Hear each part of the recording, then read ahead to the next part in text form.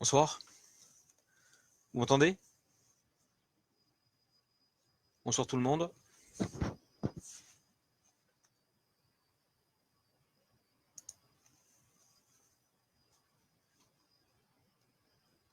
Est-ce que vous m'entendez? Ok, ça marche. Bonjour François, bonjour Tara, Françoise, Ginette.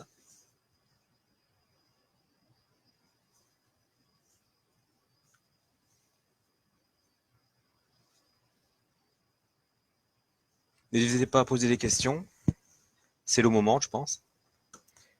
C'est la première vidéo que je fais. Peut-être qu'il n'y en aura pas d'autres, on ne sait pas.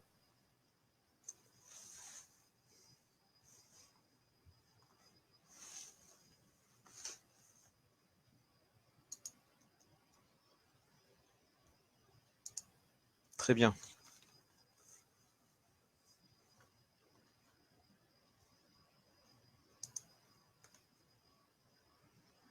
Alors ce qui va être bien, c'est qu'on va pouvoir parler de tout ce qui se passe actuellement, mais pas que. Tout ce que vous avez en connaissance, si vous avez des questions par rapport à un sujet, si j'ai la réponse, je vous la donnerai.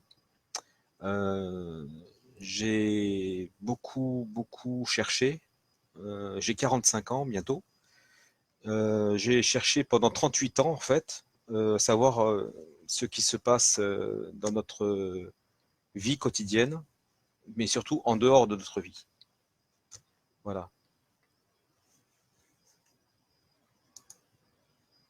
Donc, ça a commencé quand j'avais 7 ans. J'ai écrit le livre Tu seras mon témoin, qui explique vraiment le commencement de ma recherche, l'origine même hein, de pourquoi j'ai cherché. Euh, et ça m'a mené à découvrir en fait le piège, le complot. Mais alors plus qu'un complot, c'est en fait une réalité, une double réalité.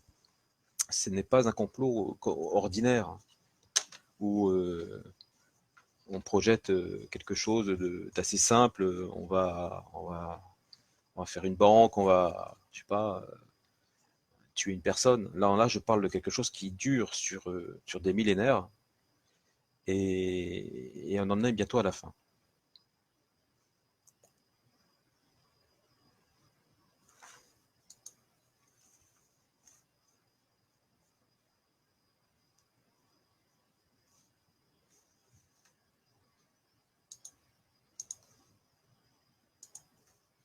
Alors, j'ai fait des découvertes. Je pense que vous également, vous en faites tous les jours. On apprend tous les jours déjà. Il faut vraiment toujours avoir l'esprit ouvert. Car à partir de maintenant, on va découvrir beaucoup de choses qui ont été cachées, très cachées, voire jamais même évoquées. Parce que on peut cacher quelque chose, mais on laisse des indices. Il y a toujours des indices quelque part. Et des choses que si on n'y croit pas, on ne cherche pas.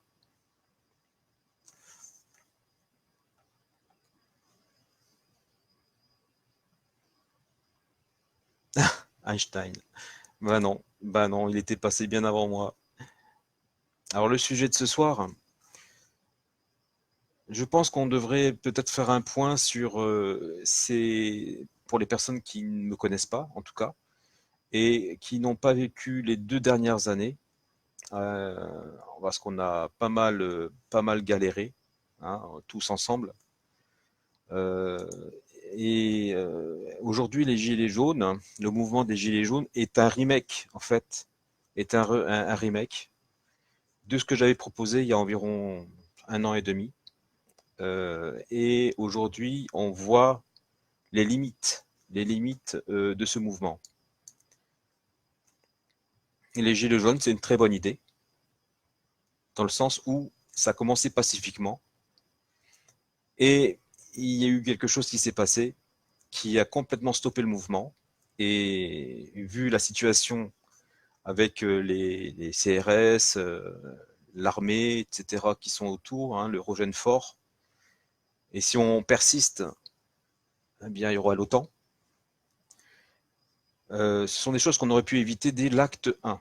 L'acte 1, c'était le premier jour, le premier samedi, en fait, où tous les gilets jaunes, je crois qu'ils étaient 1,5 million à peu près, se sont présentés jusqu'à 15-20 mètres, allez, 20 mètres du portail de l'Élysée. Il n'y avait que une douzaine de CRS qui n'étaient même pas encore préparés, sans bouclier. Les casques, ils les portaient à la main. Et à ce moment-là, je pense qu'il y a eu quelque chose de raté. Ils ont, comme on dit, manqué le coche.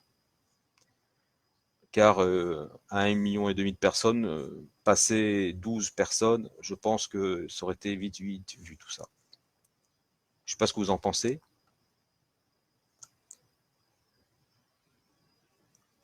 Oui, oui, Tara. Tara, personnellement, on ne peut pas soulever, et j'ai essayé plusieurs fois, de soulever du monde. C'est-à-dire soulever dans le sens où lever plutôt les esprits, les consciences, éveiller les gens, et on n'éveille pas 2,5 millions de personnes comme ça. C'est impossible. Il y a beaucoup de travail, il y a beaucoup de personnes qui ont travaillé sur ce projet-là. Alors c'est un très, moi j'avoue qu'ils ont quand même bien travaillé, hein, je le conçois. Seulement, il y a une grosse organisation derrière, c'est ça que je veux dire. Ce n'est pas des lanceurs d'alerte qui auraient pu lever 2,5 millions de personnes en un jour, par exemple. Alors on sait aujourd'hui qu'il y a certaines personnes qui ont proposé le référendum, ce même référendum que j'avais proposé de faire il y a 2 ans, mais que c'était impossible de faire parce que là aujourd'hui ce n'est plus secret, mais il y a 2 ans en arrière, dans le contexte où Macron venait juste de rentrer en scène, justement, c'est le cas de le dire, eh bien, on n'avait pas, on devait tout faire en secret. C'est là la difficulté, c'est qu'on on faisait tout en secret.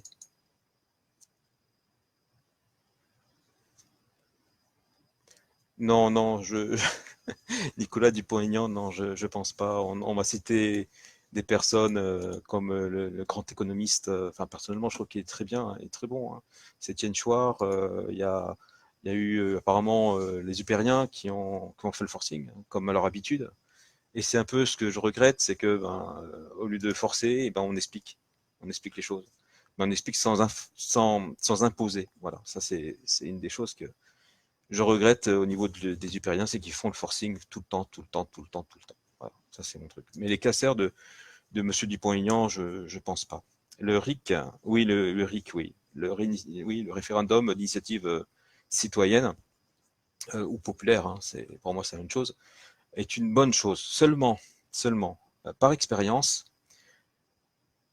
vu la situation, on peut pas le faire maintenant. Un référendum avec 2 millions de personnes sur 60 millions, j'arrondis à 60 millions, ce n'est pas représentatif de la société. Voilà. Un référendum aurait dû être fait à la rigueur dans le sens résistance, oui, foyer par foyer. Ça, c'est encore faisable.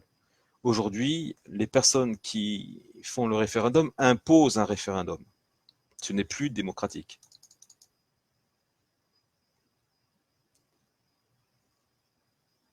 Eh bien, malheureusement, Nicolas, bonjour. Qu'est-ce que je visualise pour l'après-mouvement? Déjà, il faudrait qu'il y ait un après-mouvement. C'est-à-dire, le mouvement cessé, je pense que là où on en est, ça va être une guerre civile. Une guerre civile avec un contexte de migration en masse. Sans compter qu'il y a un gouvernement dans le gouvernement. Et il n'est pas laïque. Il est plutôt musulman. Enfin, pas musulman vraiment, il est wahhabite. Je ferai la différence entre les musulmans et le wahhabisme. Et vous allez voir la différence. Quand va-t-il s'arrêter le mouvement? À un moment donné, on sera submergé par le nombre, donc il va s'arrêter assez rapidement, je pense. Comment ont-ils été choisis pour être porte-parole? Non, non, non. Je pense pas que les gens aient été portés. Hein. Je pense pas qu'ils étaient portés. Je pense qu'ils étaient déjà à la base même du mouvement. Ça, c'est mon avis personnel, hein. Attention, ça n'engage que moi. Car quand je suis allé, moi, sur les blocages, aucun ne voulait un représentant. Et du jour au lendemain, 8 représentants. Alors que j'habite Perpignan, ce secteur-là n'en voulait pas. Donc c'est des personnes qui ont été imposées, qui se sont imposées représentantes. Ben justement, qui a pu avoir assez de pouvoir pour accepter de recevoir les 8 représentants? C'est-à-dire que les 8 personnes n'ont pas été censurées. Par expérience, tous les lanceurs d'alerte sont censurés. Donc, ce sont des personnes qui font partie du système, ou en tout cas qui sont acceptées par le système. Sortir de l'Europe pour faire le RIC, on est un peuple, hein. Le peuple français, il est autonome normalement, il est indépendant. Il n'a pas besoin de la permission de qui que ce soit pour pouvoir faire un référendum. L'Europe, c'est un leurre. L'Europe, si on s'y attache, en fait, on donne toujours l'importance à ce que l'on veut. Si on s'intéresse à l'Europe, on sera mondialiste. Si on ne veut pas de l'Europe, ben on reste un peuple uni, on est une nation. Donc, faire un référendum, c'est comme on veut.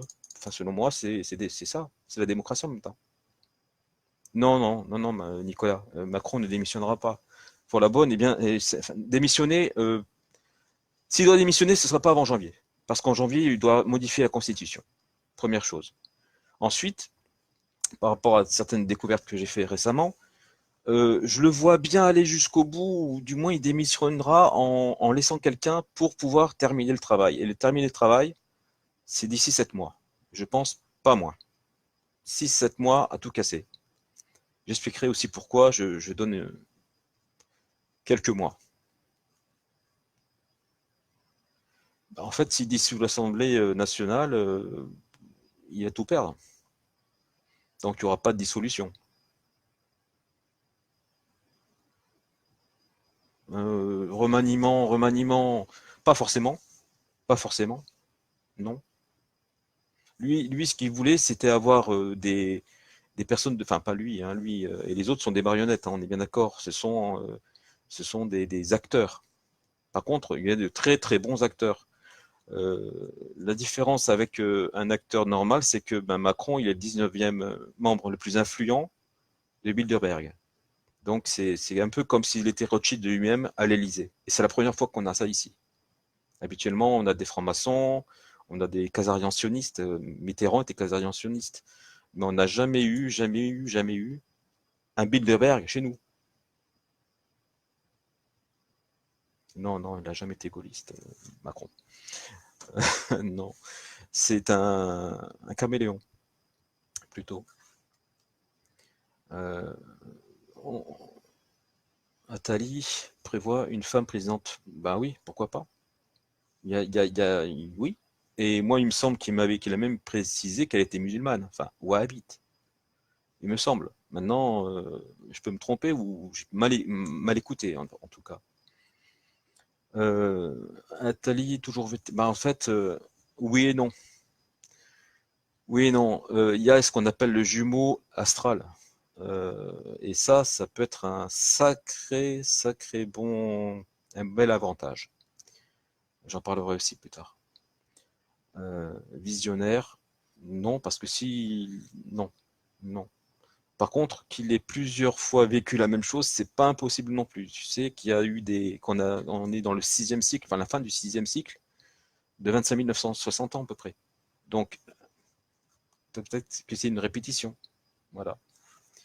Il est dit que Valls avait supprimé la Constitution sous Hollande. Donc, Macron vit par Alors, supprimer la Constitution, non. Réunir les trois pouvoirs, oui.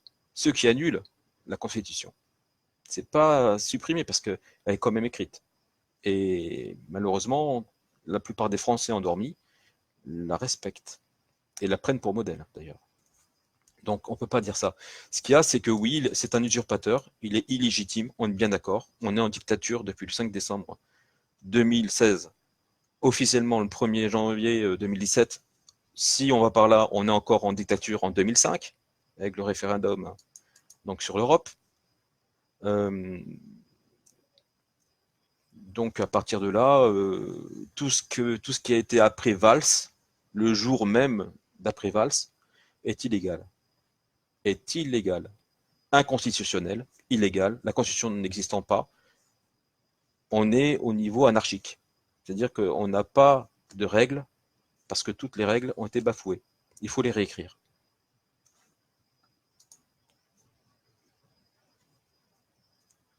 Tara, oui, vas-y Tara. À quel niveau? Vas-y, je t'écoute. On se comprend. Ah pardon, excuse-moi. Oui. Euh, alors par contre, ce qu'a fait Hollande, c'est important. C'est très important parce qu'en 2015, n'empêche qu'il s'est passé énormément de choses sous Hollande. Il s'est passé les attentats sous faux drapeau, ça c'est important, il ne faut pas oublier. Hein, on verra à ce moment-là, si un jour on arrive à se libérer, comment châtier les personnes.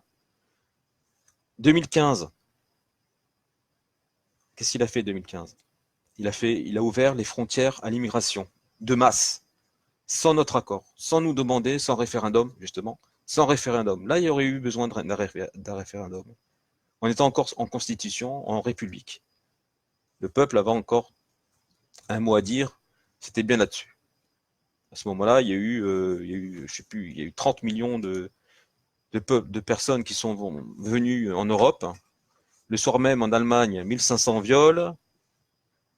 C'était vraiment quelque chose d'incroyable. On n'était pas prêts, nous, hein, honnêtement. Personne n'était prêt à ce genre de choses. Et en ouvrant les frontières, il nous a un peu condamnés dès le départ. Mais avant les frontières, il avait déjà commencé à instaurer la charia. Et la charia, c'est ce qui nous pend au nez maintenant. Voilà. De rien, Tara. Ah oui, tout à fait. Oui, 2005, c'était ça. Hein. Mais en même temps, si je me souviens bien, Mitterrand, il était devenu le tonton et on s'est un peu laissé endormir. Donc Chirac, pour lui qui est venu à ce moment-là, je pense, parce que je me souviens un petit peu, j'étais quand même plus jeune, et je me souviens que on comprenait pas ce qu'il y aurait eu derrière. Les gens étaient encore plus endormis qu'aujourd'hui, ils n'auront pas osé ouvrir la bouche, je pense. Non, Poutine et Trump, faut pas s'attarder. Ce sont enfin, ce sont des hommes comme d'autres. Hein, je veux dire, ils ont leur avis. Moi, je trouve que s'ils l'ouvrent, ben, tant mieux pour eux. Hein, c'est démocratique. Que ce soit un pays ou un autre, je vois pas pourquoi est-ce on empêcherait de dire lui il a fait bien ou lui il a pas bien fait. C'est une pensée, donc c'est démocratique. Je vois pas pourquoi est-ce que bon, on sait qu'on est en dictature. C'est pour ça que justement ils appuient dessus et puis que, comme on dit, il y a plusieurs camps maintenant, plusieurs camps qui s'affrontent, que ce soit verbalement, c'est comme des joutes. Hein. Et actuellement, bon, dès qu'il y en a un qui qui pointe l'autre du doigt, c'est un peu électrique. Mais sinon, non. Non, les gilets jaunes, ils s'en mêlent pas. Je trouve qu'au contraire, ils regardent ça attentivement et ils espèrent qu'on s'en sortira. Alors, le mouvement des gilets jaunes, je l'ai vu qu'il était au Québec bien avant nous. J'ai pas bien, je me suis pas encore bien informé dessus, mais il me semble que ça partit déjà du Québec, hein, mais c'est dans une autre circonstance. Ils avaient utilisé les gilets jaunes et quelqu'un, on sait qui c'est, a réutilisé les gilets jaunes qui sont vendus par Bolloré. Donc, encore une fois, il y a beaucoup de coïncidences qui n'en sont pas. Mais encore faut-il que les gens puissent s'instruire, s'informer plutôt, sur ce qui se fait. Et là, les gens sont tellement accaparés par leur quotidien qu'ils n'ont pas le temps. Ils s'intéressent pas. C'est pas qu'ils s'intéressent pas. S'ils pouvaient s'intéresser, ils le feraient, mais ils n'ont pas le temps de s'intéresser à quoi que ce soit d'autre parce qu'ils ont la tête dans le guidon la plupart. Comment je cerne Trump et Poutine? Si je disais ce que je pense là maintenant, je risquerais peut-être de leur nuire. C'est-à-dire que j'ai des intuitions depuis le début, parce que j'ai écrit le livre et que grâce à ça, tout le monde peut suivre, tout le monde pourrait comprendre qu'il y a une propagande pro-occidentale contre Poutine, et aujourd'hui contre Trump également. Mais c'est pas anodin. Si le centre s'en prend à droite et à gauche, c'est parce que les deux travaillent ensemble. Voilà. Avec notre accord, qu'est-ce qui a été mis en place? Tout. Ah, je stupéfie tout le monde. Si, c'est tout. Parce que justement, il y a la loi du consentement. Et c'est ça, justement. C'est notre problème. On sait pas dire non. C'est-à-dire que lorsqu'il propose quelque chose, il faut se lever tout de suite. Il faut dire non. Point sur la table, on n'en veut pas. Mais si on ne dit rien, en négociation commerciale, si on ne dit rien, c'est acquiescer. C'est dire oui, on veut. Donc tout ce qu'on n'a pas voulu, on l'a eu, quand même. Voilà. Donc on a donné notre accord sans vouloir. Pas plutôt par ignorance. On s'est fait berner. La charia est une faire partie du nouvel ordre mondial. Non, le nouvel ordre mondial viendra après. La charia est simplement la mise en place des mesures qui vont faire que les personnes qui sont sur place ne pourront pas s'échapper. J'explique. Là, il va y avoir des millions de migrants qui vont venir. Un État totalitaire fait que lorsque les personnes vont venir, ils vont fermer les frontières pour que lorsqu'ils rentreront, ils ne sortiront plus. C'est, en fin de compte, un camp FEMA. La France, l'Europe, est un camp FEMA gigantesque. Est un camp qui va recevoir 800 millions de personnes. Et ils vont empêcher les gens de sortir de dedans. La charia est là, avec la loi martiale, pour maintenir l'ordre à l'intérieur du camp FEMA. Jusqu'au moment où ils décideront d'appuyer sur le bouton rouge que Rothschild a annoncé qu'il allait faire en 2019, pour que justement tout l'hémisphère nord puisse être éradiqué. Donc les gens qui sont dans cet hémisphère-là, ils ont du souci à se faire, parce que leur objectif, c'est de protéger les ressources naturelles de l'hémisphère sud, donc de tout ce qui est Afrique, tout simplement. Et donc la charia fait peut-être partie du nouvel ordre mondial, pour en tout cas l'après, mais ça m'étonnerait quand même qu'ils aient besoin de la charia, puisqu'il n'y aura pas beaucoup de monde non plus. Hein, eux, ils sont nombreux, ils sont des millions, ils ont préparé le coup depuis des millénaires.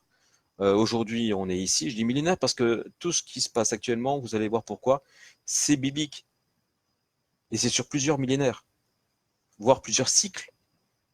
Ah, plusieurs cycles, c'est-à-dire plusieurs fois, 25 600, 9 000, 25 000, pardon, 960 ans. C'est pas dit que le livre, la Bible, soit une suite sur un cycle.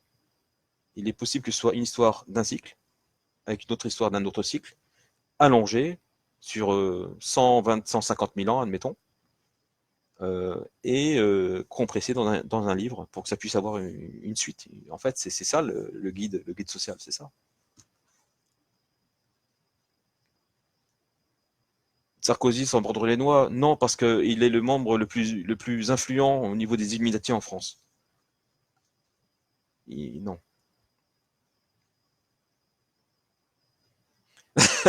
Tara, oui, on va tous se taper sur la gueule, tu l'as dit. Oui, oui.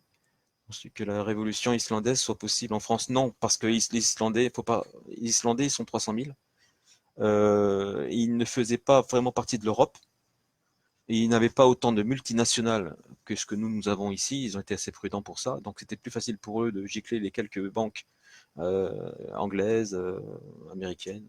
Voilà. On peut pas transposer, ça aurait été génial, mais non. Non, les Islandais, ils ont leurs particularités qui a fait que ils pouvaient se permettre de faire une révolution pacifique. Nous, c'est pas le cas. Nous, chez nous, depuis 1975, avec le traité d'islamisation de la France, on a un pied dans la charia depuis le début.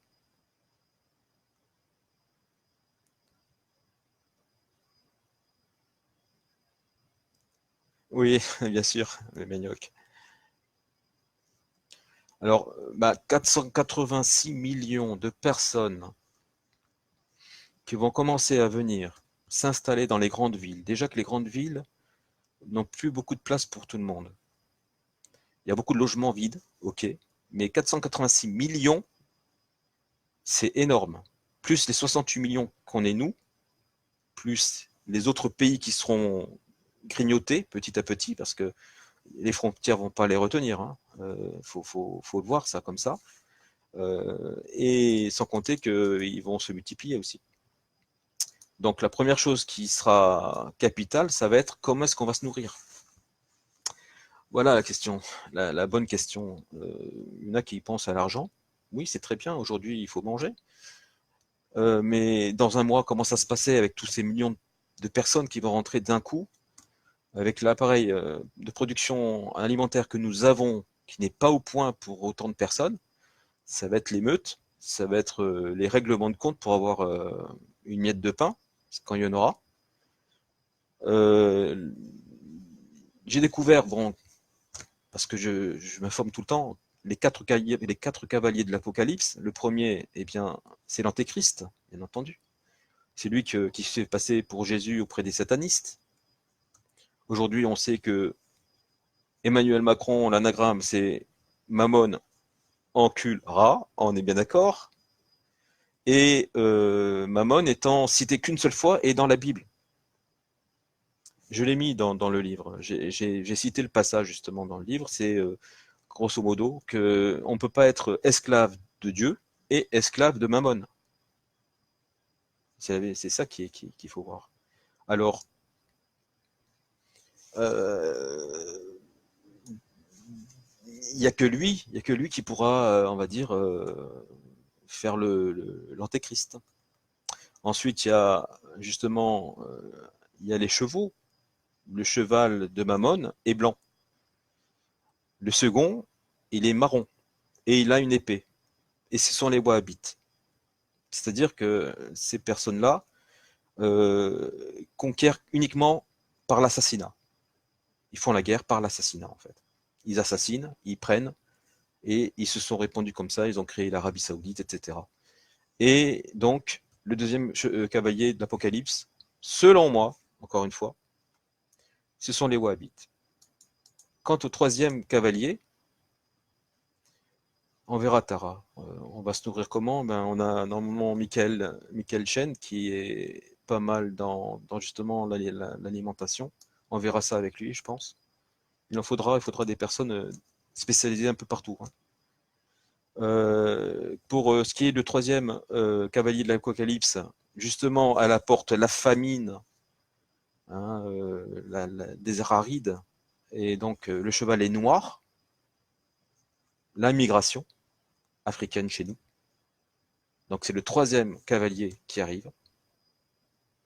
Alors c'est facile à dire, on en est à la 7e fin du monde.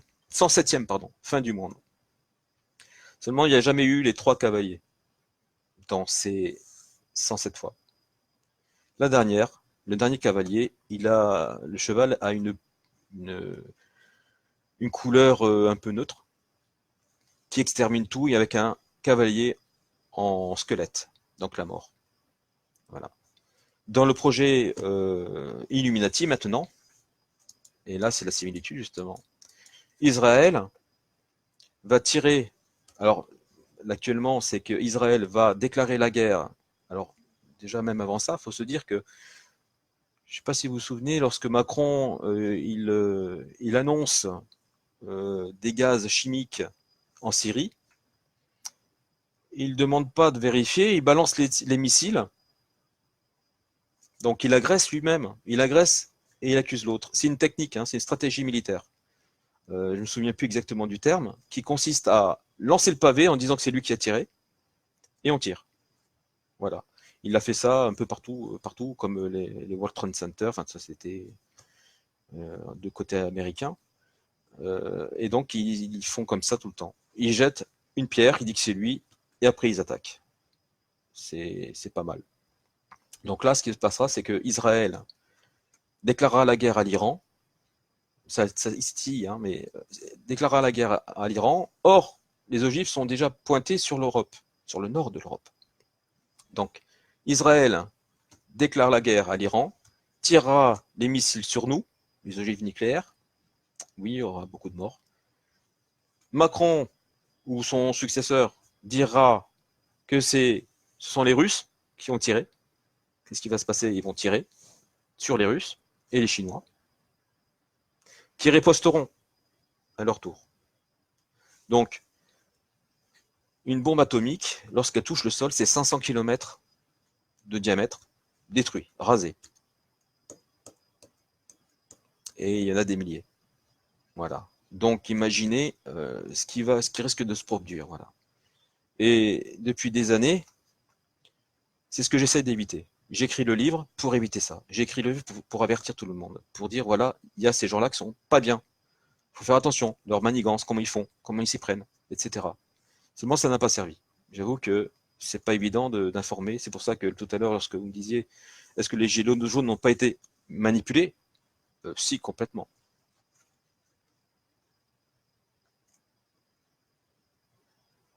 Bah, en fait, le G20, ça sert à rien. La planète, elle a eu plusieurs fois des cycles avec des technologies avancées, etc. La Terre, elle ne craint rien. La Terre, elle peut s'auto-nettoyer, il n'y a pas de problème, hein, et on est dessus, hein, donc vaut mieux pas qu'elle éternue, hein. Pour rester dans les campagnes, oui et non, parce que de toute façon, 500 km, ça rase de tout, hein, que vous soyez dans les campagnes ou non. Qu'est-ce que tu conseilles à un patriote qui a toujours vécu, aimé et défendu son pays et qui voit la situation actuelle impuissant? Se battre pour défendre ses droits ou quitter le pays? Franchement, je vais te dire la vérité. À l'acte 1, on avait une chance.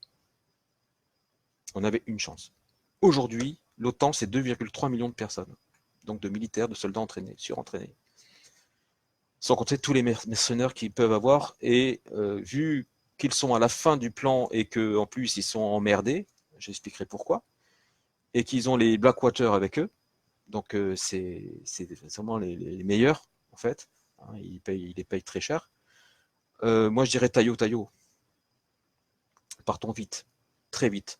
Alors, il y a des lieux, il y aura des lieux, il y a des lieux où il faudra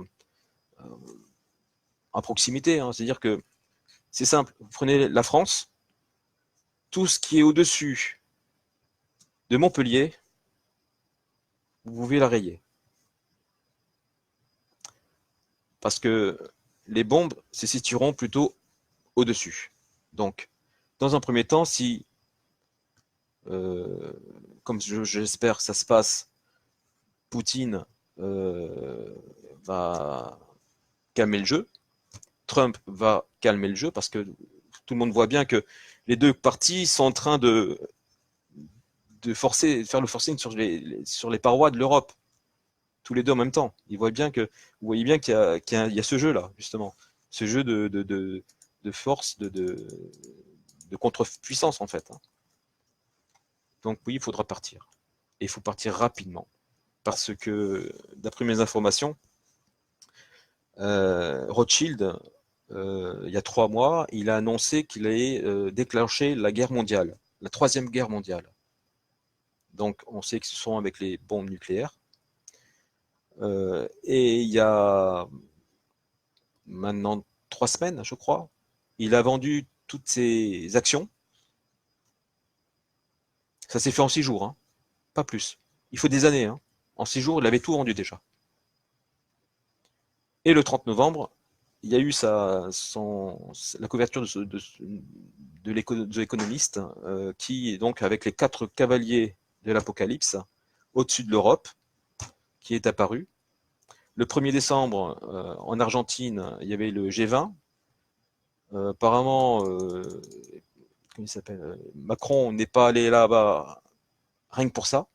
Apparemment, il aurait même mis les devises internationales à zéro et aurait accentué la crise financière. Donc la bulle des 4000 milliards fictive a explosé au mois de juin 2018, me semble-t-il, en Turquie. Et là, il vient de donner le cours de grâce. Donc euh, toutes les banques sont autorisées, en France en tout cas, et en Europe, je pense, à ponctionner toutes les épargnes pour se renflouer, pour pas disparaître. C'est-à-dire que là, aujourd'hui, si vous avez 1 € en banque, vous devriez peut-être les sortir. Euh, famine, maladie, viol, pillage, tout, bah oui, tout. Tout ce qui peut concerner deux mondes qui s'affrontent. D'un côté, les civilisés, de l'autre côté, les incivilisés. À votre avis, qui c'est qui va gagner? Les personnes qui vont dire excusez-moi monsieur de vous marcher dessus, ou l'autre qui va venir avec la machette? Voilà. C'est quoi un wahhabite? Un wahhabite, alors, un wahhabite, c'est un sectaire, c'est un disciple, en fait, un disciple d'une secte. La secte wahhabite. Cette secte a été créée par les Khazarians sionistes. Alors, le stratagème est important parce qu'ils l'ont utilisé jusqu'à aujourd'hui. Je vais vous expliquer un petit peu. Il y a plusieurs. Alors, il y a une civilisation qu'on appelle les Khazarians sionistes, qui sont une civilisation non humaine, mais humanoïde. C'est compliqué à expliquer. Ils vivaient dans des cités souterraines. Edward Snowden cite 150 civilisations dans la Terre, donc intraterrestre. C'en est une d'entre elles. Et elle a une particularité, c'est que, eh bien, elle nous a vu naître, encore une fois, et elle nous domine depuis longtemps. Euh, je ne vais pas rentrer aujourd'hui dans maître et esclave, mais grosso modo, ils ont fondé tout ce qu'on connaît, même l'ancienne Égypte. Les pharaons, c'était eux. Ils ont dissimulé leur histoire, parce que ce sont des maîtres de l'usurpation, des mensonges, de la dissimulation. Vraiment des experts. Hein. Vous voyez bien comment Macron, avec son grand sourire, il s'est fait paraître beau aux yeux des personnes qui vont voter pour lui. Et on n'a pas d'égal. Même eux, je crois qu'ils n'ont pas d'ego. Hein. Je veux dire que dans le genre maître, c'est les meilleurs. Donc ils ont réussi à se confondre, à se faufiler même dans les écrits de la Bible, donc même dans les cycles carrément, en usurpant l'identité de certains personnages, si j'ai bien compris, de la Bible, par association. J'arrive un petit peu à retracer. Hein. Et par exemple, Abraham et sa femme Sarai n'étaient pas les Juifs qu'on connaissait bibliquement, mais plutôt le pharaon Akhenaton et Néfertiti. Et Moïse était Ramsès Ier. Quant au peuple juif qui a erré 40 ans dans le désert, avec le veau d'or, l'histoire du veau d'or, c'est en fait l'ancien peuple égyptien. Voilà, plusieurs archéologues indépendants ont mis plus de 86 ans pour expliquer certaines choses. Donc jusqu'à l'an 800, à peu près, ouais, à peu près, donc il y a eu Mahomet, etc., il y a eu la Bible qui est sortie, enfin bref. L'an 800, on arrive en l'an 800, et il y a un Khazarian qui se fait passer pour un juif, euh, pas loin de Bethléem, hein, il se fait donc passer pour un juif, dans un cousin d'une personne qui était juive et qui donc lui a dit ben viens, on va faire un bout de chemin ensemble, grosso modo, j'abrège, hein. Parce que lorsque vous lisez, c'est très long, ça fait des pages et des pages et des pages. Et donc il arrive donc à un village dans la péninsule arabique et il réussit à faire croire qu'il est arabe. Oui, oui, il a réussi à faire croire à la personne qui l'hébergeait qu'il était arabe, comme lui. Ok, super, un cousin arabe, bon, ben, on va lui donner le gîte et le couvert. Sauf que ben, le Khazarian a tué l'hôte, les enfants de l'hôte, a pris la femme pour esclave et toutes les terres autour. Et ça n'a pas suffi. Donc il a déclaré que les terres, c'était à lui, les richesses également, et il a continué avec tous les voisins autour de lui. Les enfants qu'il a eus, il leur a montré comment faire, et il a réussi à créer ce qu'on appelle l'Arabie Saoudite. Petit à petit, hein, aujourd'hui on sait ce que c'est. Et ils se sont, donc il y a eu des Khazarians de Turquie qui se sont joints à eux et ils ont fondé, enfin bref, grosso modo, la secte wahhabite donc en l'an 800. Parce que les Wahhabites ont créé la charia. Avant, dans le Coran, la charia n'existait pas. Je me suis informé auprès de théologiens de l'islam pour savoir tout ça. Car je suis chrétien, mais j'avais aucune notion de ce wahhabisme, justement. Et aujourd'hui, on a ce problème. C'est-à-dire que petit à petit, ils ont tué. Jusqu'à aujourd'hui, ils ont tué, soudoyé, corrompu, jusqu'au sein de notre propre gouvernement. Et aujourd'hui, on va dire que le deuxième gouvernement est wahhabite. Donc aujourd'hui, dire qu'on est en République, je dirais non. Déjà en 1975, la France a été échangée. On a été échangé contre les ressources naturelles du Moyen-Orient. Voilà. Donc, on ne le savait pas, mais on est des esclaves depuis 1975 minimum. On est des esclaves et le pays leur appartient. Ça explique beaucoup de choses, hein, du coup. Voilà. Donc, si je comprends bien, c'est le bordel sur Terre, sous Terre aussi, et là-haut, dans les cieux, tout va bien. Oui, maintenant, tout va bien dans les cieux, oui. Je sais pas si vous avez eu... Bonjour, Ezio.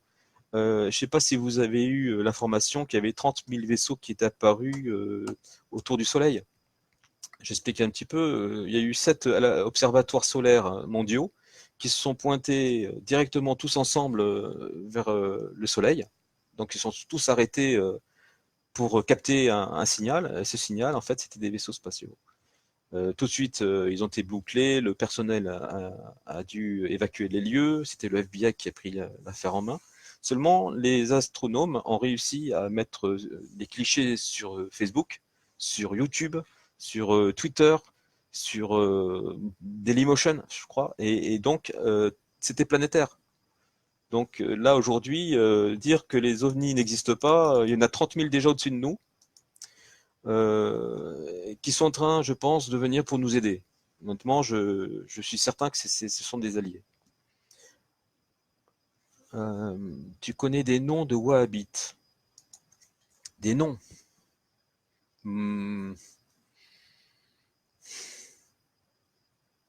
Benalla, Mohamed VI. En fait, ce serait plutôt on les reconnaîtrait plutôt par le régime social qu'ils ont. Le Maroc, l'Algérie, l'Arabie Saoudite, le Qatar, Dubaï, la France, l'Allemagne maintenant, la Belgique aussi, l'Angleterre. Voilà, je pense qu'aujourd'hui, tous les pays sont touchés par le wahhabisme. Il n'y en a pas un seul en Europe qui ne l'est pas. En Afrique, les Moyen-Orient, aujourd'hui, enfin une bonne nouvelle. Hein. Ah oui, des alliés, oui, oui, oui, il y en a beaucoup. Il y en a encore une autre vague qui va arriver, je la pressens. Donc si je comprends bien, oui, c'est le bordel, oui. Pouvons-nous agir, Philippe, avec notre esprit, notre foi, ou pour changer les choses? Je dirais que tout est possible. Seulement, d'après moi, il y a des choses qui ne peuvent pas être changées. J'explique un petit peu pourquoi, parce que il y a des personnages qui ont eu des aventures quand même. Je parle d'Alfred Bielek. Lui et son frère étaient dans un bateau en 1943 et ils ont eu une expérience de voyage dans le temps. J'explique d'abord ceci et ce qui fait penser que ce qu'ils ont dit est vrai. Donc, Alfred Bielek était dans le contre-torpilleur qui a servi à l'expérience de Philadelphie en 1943, qui était chapeauté quand même par Albert Einstein, et il devait simplement rendre invisible, et ça ils en ont fait des films après, hein, Philadelphia Experiment 1, 2, même les Nimitz, qui sont tirés donc de cette histoire-là, qui était vraie. Ils ont voulu rendre des vaisseaux, des bateaux invisibles au radar, seulement au radar. Seulement, ils ne pensaient pas que le vaisseau le bateau allait disparaître à l'œil nu complètement, et également deux frégates, il me semble, qui étaient autour. Donc dans l'eau, il y avait bien la forme des quilles des bateaux, de la coque, mais il n'y avait pas de bateau. Alfred Bielek était protégé dans la salle des machines parce que la machine, ouais, ils ont utilisé une machine enfin, on leur a bien aidé, on les a aidés pour fabriquer cette machine. C'est pas venu comme ça. Les plans ne sont pas venus d'un coup, même si c'était Einstein, Tesla qui ont travaillé dessus, Von Braun, Thomas Harrison Brown aussi, donc le Dr Brown dans Retour vers le futur, il a existé, mais bon, c'est pas le même doc, voilà. Euh, ils, euh, ils ont sauté du bateau pensant tomber sur le quai ou dans l'eau. En fait, non, ils ont atterri sur du sable, sur une plage. Ils ont atterri sur une plage seulement 40 ans plus tard. 40 ans plus tard, il y avait un major qui leur a demandé de retourner au bateau pour couper la machine. C'est ce qu'ils ont fait, ils sont retournés, seulement ça s'est déglingué, et ils sont partis dans le futur, encore plus loin. Voilà, le frère est mort apparemment en voyageant, mais Alfred Bielek, lui, il a continué. Il est arrivé jusqu'en l'an 2700 et quelque chose. Il a vécu, je crois, 2 ans sur place, et il est reparti dans l'autre sens. Il est parti en 2137. Jusqu'au moment où il est resté piégé en fin de compte en 1984, il me semble, ou 3, où il a terminé sa vie dans les années 2000-2001. Donc, ce qu'il raconte, c'est ce qu'il a vécu. Il donne beaucoup d'indices. Par exemple, les guerres nucléaires. La guerre nucléaire, lorsqu'il y aura le nouvel ordre mondial, le nouvel ordre mondial viendra juste après, donc oui, mais il disparaîtra rapidement. C'est-à-dire qu'ils auront à peine le temps de dire ouais, on a réussi, que c'est fini. Voilà. Seulement, ce qui est inquiétant pour nous, c'est la guerre nucléaire. On ne peut pas y échapper. D'après mes informations, nos alliés, ils font ce qu'ils peuvent de leur côté, en leur sens, pour éviter justement la guerre nucléaire. Seulement, ils s'y prennent de telle manière que cela me fait penser, et j'ai mon intuition, et je me trompe, j'espère me tromper, mais je me trompe rarement, ça m'arrive, je suis pas infaillible, mais de la manière dont ils s'y prennent, elle fait penser qu'ils pourront pas empêcher les bombes d'exploser quand même. Donc, avec les éléments qu'on a, les cavaliers de l'Apocalypse, Rothschild, qui a tout vendu, qui accélère son calendrier du nouvel ordre mondial d'au moins 6 mois, et lui qui voulait que ce soit à la fin de l'année 2019. Ce ne se fera pas à la fin de l'année 2019 parce qu'il est aux abois. Il est ruiné, il y a du monde qui lui court après. Qu'est-ce qui lui reste maintenant? Les compteurs à zéro. Ce qu'il lui faut, c'est les compteurs à zéro. C'est tout ce qu'il a besoin. Donc c'est nous les compteurs. Les compteurs sont les peuples africains, les peuples d'Europe. Alors ils se sont servis des plans Koudonov-Kalergi parce que c'est vrai qu'à l'échelle mondiale, il valait mieux un plan pour déjà acheminer tout ce monde à droite à gauche. Il fallait vraiment une sacrée logistique et la suite dans les idées aussi. Donc le plan Koudonov-Kalergi, il a commencé tôt. En même temps, ce sont des personnes qui ils ont le temps. Ça fait des millions d'années qu'ils sont sur Terre, ils ont le temps. Alors, on ne sait même pas combien de temps ils vivent, certainement des centaines d'années, peut-être plus, on ne sait pas. Ils mesurent 1,90 m en moyenne, donc avec le crâne un peu allongé, plus que le nôtre en tout cas. Ça, c'est Karen Youd, qui était qui était une directrice de Banque mondiale qui fait des conférences qui l'expliquent, qui sont les maîtres de la finance. Donc, par déduction, ils ont. Alors déjà, le pacte migratoire n'est pas signé. Il ne sera pas signé. Tout le monde est après une signature. Il n'y aura pas de signature. C'est verbal. C'est je m'engage à faire quelque chose. Donc à ce moment-là, ils font ce qu'ils veulent. Ils font ce qu'ils veulent. Il a dit je m'engage pour 86 millions de personnes, 86 millions, ils vont les acheminer. Alors, moi, je pense à des bateaux, je pense à des avions, je pense à même des fusées. Je veux dire, ils ont la main sur tout. Ils ont le droit. Ils réquisitionnent les bateaux de croisière, ils font venir des gens. il y en a des milliers, ben, ils font tous venir avec les bateaux. Il n'y a plus rien qui va les retenir. Ni les personnes qui vont venir embarquer dans le bateau, ni les personnes qui vont les acheminer chez nous. Ils se sont octroyés les pleins pouvoirs. Et ça, encore une fois, c'est parce que l'ONU est le regroupement de tous les pays Illuminati. Cette ONU a été créée après-guerre, en 1954. Et c'est pas pour rien. Encore une fois, il faudrait qu'on revienne dans le contexte. Durant la guerre, pourquoi Hitler, etc. Hitler, il faisait partie certainement d'une partie du complot et il s'est retourné contre eux. Voilà. Bonsoir Edwige, Moni, Tariq Ramadan, non moi c'est Philippe Salvio, Richard Ray, au sujet de là-haut, ok, Tara, Nicolas, quelque chose à dire sur la fusillade, ben, aujourd'hui on sait qui c'est qui a les armes. C'est-à-dire que un patriote a déjà des difficultés à trouver une arme. Après, il faut voir s'ils vont pas abattre le coupable. Bah, jusqu'à aujourd'hui, ils ont tous abattu, il n'y en a pas eu un seul qui a pu parler. Pourtant, ce sont des attentats, entre guillemets, des terroristes, donc des personnes qui savent beaucoup de choses. Au moins le plan auquel ils étaient mêlés. J'ai pas plus d'infos sur le Strasbourg, hein, honnêtement. J'ai entendu juste au moment où je mettais la caméra. Mais c'est encore des vies humaines, des vies civiles. Euh, moi, chaque fois qu'il y a quelque chose comme ça, j'ai envie de pleurer. Mais en même temps, il faut que je sois lucide. Parce que si je ne suis pas moi, qui le sera? Et c'est à moi aussi de donner des explications, parce que c'est au jour le jour, presque en temps réel, quand même je reçois des informations.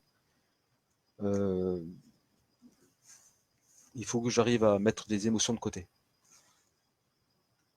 Voilà. Alors, à tous, Jessica, bonsoir. À tous, ne s'agit-il pas plutôt d'ovnis militaires plus que des extraterrestres? Alors, extraterrestre, ça veut dire hors de la Terre. Ça peut être des civilisations qui, comme nous, sont sur d'autres planètes, hein. Et que peut-être pour elles, avant qu'elles arrivent jusqu'à nous, à un moment donné, elles étaient toutes seules au monde. Voilà, faut un peu se voir les choses comme ça. Oui, des ovnis, non, des engins militaires, oui, bien sûr. On a les engins furtifs, ne serait-ce que les ailes volantes furtives. Ah, je vais être assez succinct là-dessus. Les ovnis, on va parler plutôt de navettes spatiales, on va parler de vaisseaux mers aujourd'hui avec les mots qu'on a, on n'est plus des gamins. OVNI, objet volant non identifié.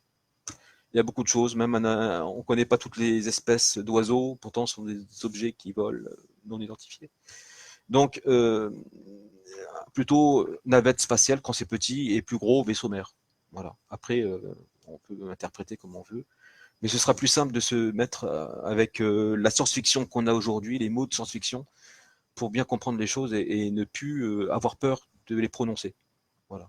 Parce que parfois, quand on dit ovni, on parle alien. Hein, les aliens, on sait ce qui se passe avec.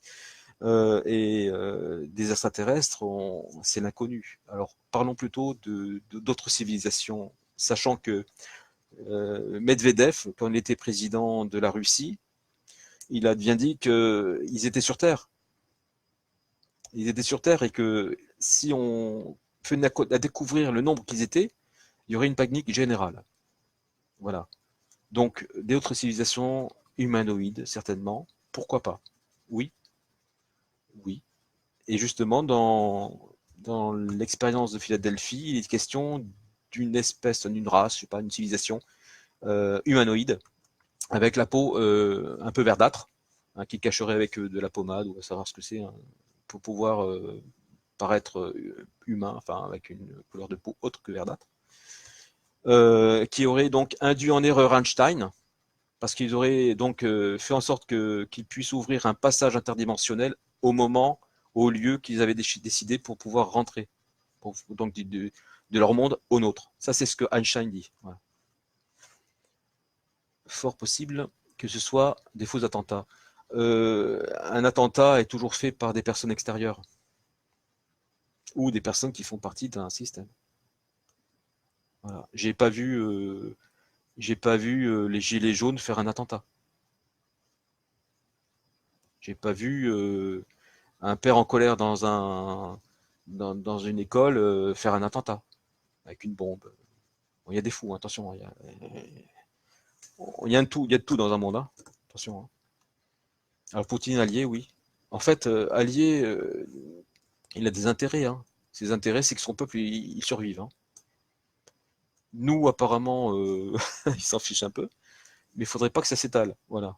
Il faut que ça soit concentré en Europe. Hein. Si on crève tous, c'est pas grave, mais on reste cantonné en Europe. Mais en même temps, il essaie de sauver le maximum d'humains. Donc, oui, c'est un allié de poids même, parce que c'est l'un des rares à vouloir nous porter main forte. Hein. Rappelez-vous, en Syrie, il s'est opposé tout de suite et intelligemment, il s'est mis entre Hollande et Obama. Il a dit hop, hop, hop, hop, hop. Qu'est-ce qui se passe? Je suis pas d'accord. Je mets mon veto et je veux savoir ce qui se passe entre tout le monde. C'est pour ça que Daesh n'a pas progressé. Ils étaient bien aidés hein, par les Illuminati. Hein. Ils étaient bien aidés par Hollande et Obama. Hein. Mais il a réussi à faire en sorte que l'appareil diplomatique puisse prendre le dessus et c'est ça au niveau de la scène internationale qui était vraiment ingénieux. On parle de juillet 2019. Ouais, grand maximum. Drone, etc., MHD. Bon, aujourd'hui, avec la technologie de Roswell, parce que Roswell existe bien, j'ai pas mal travaillé dessus. Roswell, c'était vraiment un concours de circonstances. L'armée américaine testait des missiles, apparemment sol-air, et ils ont enclenché la machine qui devait détecter les mouvements, et il y a eu le vaisseau, enfin la soucoupe volante, hein, la navette spatiale, qui passait à ce moment-là, et elle était descendue. Voilà. Ils ont récupéré 3 personnages quand même. Euh, il y a eu une autre plus grosse navette qui s'est posée alors qu'ils étaient tous devant.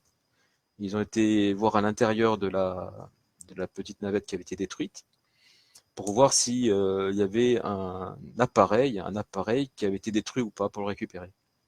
Et comme il était détruit, ils l'ont laissé à bord. Et donc les Américains l'ont repris. Et ce petit module, en fait, ils en parlent dans Retour vers le futur même. Et c'est, vous savez, le convecteur temporel. Voilà. Donc, tout ce que l'on rencontre d'un peu rigolo, particulier, extraordinaire dans les films de science-fiction, fantastique, ça peut être vrai. Voilà. Petite précision, le tireur de la fusillade de Strasbourg, fiché S, commis donc des services de police, attentat. Ça répond à ma question, ouais, ça répond à ce que je disais tout à l'heure.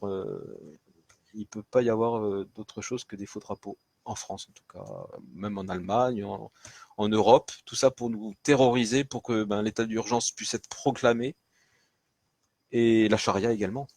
L'objectif, c'est de mettre la charia hein, et de nous empêcher de sortir des frontières. Je donne une simulation. Admettons qu'il y a 86 millions, même 40 millions d'Africains qui viennent ici, chez nous. Première chose, c'est que il y a eu 30 millions en Allemagne.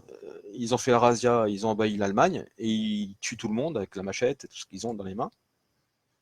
Ici en France, imaginez si en plus on ferme les frontières. Le beau monde qui est au milieu là. Qu'est-ce que ça va donner? Vous avez les Wahhabites, vous avez les personnes qui sont pas civilisées.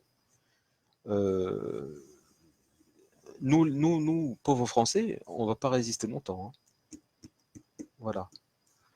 D'autres êtres communiquent avec nous à travers un monde onirique. Ils sont télépathes comme nous. En fait, il y a beaucoup de civilisations qui sont télépathes.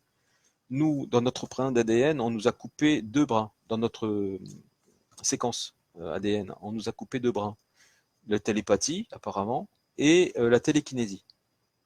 Si vous réunissez les deux avec ce que l'on sait, eh bien, un Jedi existerait bien. Alors pourquoi pas d'autres civilisations qui auraient des facultés plus développées que nous? On voit des vidéos sur YouTube, sur Dailymotion, de personnes, de caméras de surveillance, de personnes qui vont très vite, qui courent très vite, des personnes qui se téléportent. C'est pas impossible. Je pense que tout est une question de fréquence après. Donc oui, communiquer par télépathie, ne serait-ce que les reptiliens, en fait, hein, les hybrides reptiliens, communiquent par télépathie aussi. Tu peux parler des reptiliens, d'autres civilisations. Oui, entre autres, hein, oui, entre autres. Serait-ce une manœuvre pour effrayer le peuple et calmer tout le monde? Pas calmer tout le monde, seulement effrayer. Oui, pas calmer. Non, non, non, c'est la théorie du choc, là, hein. Non, non, non, c'est stratégie pardon, du choc. On est en plein dedans. Qui est dans la population depuis le Moyen Âge? Tu parlais justement d'un attentat qui inciterait à la fin du mouvement des Gilets jaunes. Oui, oui, bah oui, je voyais pas ce qui aurait pu arrêter ça. Une crise Élysée, il n'y a pas de cellule de crise, tout est manigancé, hein. Ils savent très bien ce qu'ils font, ils sont rodés. Déjà, rien qu'à la manière dont ils ont géré la situation, tu as bien compris qu'ils étaient rodés, hein, bien entraînés, etc. Les couvre-feux, oui, bien sûr, c'est justement la loi martiale que je citais tout à l'heure, l'état d'urgence, que j'ai même bien avant que ça se passe aujourd'hui et qu'il la vote, elle était déjà dans le livre. Poutine n'a rien à faire, n'a rien fait contre Macron et compagnie en avril. En même temps, Macron est le président de la France. Publiquement, qu'est-ce que tu veux qu'il fasse? En plus de ça, au niveau regard international, ils savent tous qui est qui. C'est-à-dire que tous les Illuminati, Khazarians sionistes, wahhabites, sont contre Poutine et Trump. Pourquoi? Parce ils sont contre eux. Donc, c'est aussi un jeu de dupes. C'est un jeu de dupes. Il n'y a que nous qui sommes dans les populations de masse, hein, euh, les, les, les peuples, qui ne voyons pas ce qui se passe au niveau international, au niveau entre eux, grosso modo, entre eux. Euh, donc, ils pouvaient pas, ils peuvent que montrer qu'ils font bonne figure, on va dire plutôt, que de s'insulter directement ou publiquement. Ce serait un affront et même, il pourrait avoir l'opinion publique en sa défaveur, Poutine. C'est-à-dire que l'opinion publique française pourrait aider Macron contre la Russie et que quoi que ce soit que Macron puisse dire ou faire, le peuple français serait derrière Macron. Donc, il vaut mieux montrer bonne figure, que le peuple puisse juger son propre tyran, plutôt que de s'attirer les foudres d'un peuple de moutons qui, en plus, donnera le bâton pour se faire battre. Donc, quelque part, il a bien fait. Ça aurait pu dégénérer, oui, dans ce sens-là. Des bruits courts disant que la Russie serait derrière le mouvement des Gilets jaunes. Vous en pensez quoi? Non. Non. Ça, c'est plutôt le système. C'est les Illuminati et les francs-maçons qui sont derrière tout ça. Kazarian peut-être, mais au moins il est Illuminati. Non. Non, non. Il faut que le gouvernement soit d'accord pour pouvoir créer ça. Sans cela, c'est impossible. C'est impossible. Voilà. De rien, Jessica. Les reptiliens, j'en ai déjà retiré sur des gens possédés, car par ceux-ci, ils ne me supportent pas la fréquence des êtres au cœur pur. Alors, euh, posséder, alors pour posséder, il faudrait en fin de compte que le reptilien, c'est plutôt une télépathie. Hein. Ce soit plutôt je prends possession de ton esprit plutôt que de ton corps. Ouais, plutôt dans ce sens-là. C'est-à-dire un esprit dans un autre. Y a une machine, qui c'est ça? Là, on appelle ça la marine américaine, l'US Navy. Dans les années 75, elle avait une machine qui n'était pas de son fait, hein, qui transférait les esprits d'un corps à l'autre, par exemple. Ça, c'est pas impossible. Voilà, donc oui. Lorsqu'on meurt, le corps étant qu'une coquille vide, n'importe quel autre esprit pourrait le prendre donc comme un costume, puisqu'il s'agit en fin de compte que d'un avatar. Et la difficulté serait de l'utiliser. de faire bouger les mains, les bras, tout coordonner. C'est ça la difficulté. C'est pour ça aussi qu'on est à l'intérieur, dans le ventre de la mère, au premier battement du cœur. Il faut un certain temps avant de marcher. On ne marche pas tout de suite. Imaginons qu'on ait un corps d'adulte avec l'esprit qui rentre dans le corps. À l'âge adulte, vous imaginez tout ce qu'il peut y avoir. Voilà. Donc non, la possession, c'est ça. C'est un esprit qui prend possession d'un autre avatar, mais qui ne sait pas l'utiliser. Voilà. J'espère avoir répondu à... Je ne développe pas ce soir. On fera ça vraiment pas thématiquement une autre fois. Trump a tiré s'il est contre. Pourquoi Trump a tiré s'il est contre Macron? Eh bien, c'est simple. Il essaye d'aider les gilets jaunes. Eh oui, et oui. Il est embêté parce qu'il y avait un petit espoir quand même dans la stratégie pacifiste. Le premier jour, elle aurait dû être la bonne. Voilà. Et puis acte 2, 3, 5, 10, 20, rien à voir. Donc il est déçu. Hein, et tout le monde comptait sur nous, notamment Trump. Car lui, il fait le ménage de son côté. Hein. Et nous, on devait faire le ménage. Et quand il voit ce qui se passe, comment ça s'est passé, et que nous, ben, on est des peuples de moutons, ben, il a la haine. Hein. Il a la haine. Voilà. Esprit reptilien, ce qui s'est apparemment passé avec la princesse Diana. Oui, avait été menacée puis assassinée parce qu'elle en savait trop. Oui, apparemment ce serait même un rituel satanique parce que le pont des âmes, le pont d'Alma, c'était ben, prédestiné, ouais, ce qui paraît.